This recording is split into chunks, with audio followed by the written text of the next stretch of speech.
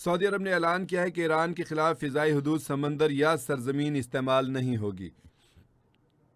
Saudi अरब ने वाज़ेह तौर पर ऐलान कर दिया है कि ईरान के खिलाफ सऊदी अरब की फ़िज़ाई हदूद, सऊदी अरब का समंदर या सऊदी अरब की सरज़मीन इस्तेमाल नहीं होगी। ईरान ने अपने खिलाफ हमलों में अपनी सरज़मीन इस्तेमाल न करने के ऐलान पर सऊदी अरब का बाकायदा शुक्रिया भी अदा किया है। इंतहाई जंग के दिनों में ईरान ने इखलाकियात का मुज़ाहरा किया है। सऊदी अरब ने अगर ऐलान किया कि सऊदी अरब की फ़िज़ाई हदूद, समंदर या सरज़मीन इस्तेमाल नहीं होगी, तो ईरान ने फ़ौरी तौर पर इस ऐलान पर सऊदी अरब का शुक्रिया अदा किया है।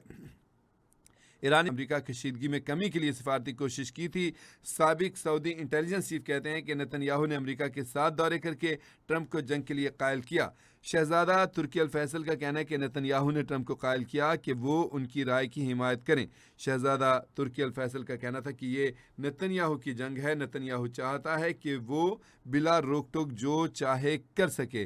ताहम सऊदी अरब अपनी फ़िज़ाई हदूद, अपना समंदर या अपनी सरज़मीन ईरान के ख़िलाफ़ इस्तेमाल नहीं होने देगा। सऊदी अरब ने वाज़ेह तौर पे ऐलान कर दिया है, जैसा मैं पहले भी आपको कह रहा था कि सूरत हाल ऐसी है कि पता चल रहा है कि बीच में कुछ और क़ुव्वतें हैं जो कि ईरान के साथ जो है सऊदी अरब के अपने ताल्लुकात जो हैं, इन गल्फ़ ममालिक के ताल्लुकात जो हैं, उनको मज़ीद ख़राब करना चाहते हैं। ईरान ने तो जंग से पहले ही कहा था कि वो फ़ौजी अड्डों के ऊपर निशाना बनाएगा, जो फ़ौजी अमरीकी तनसीबात हैं उनको निशाना बनाएगा, वो जहाँ पर भी होंगी।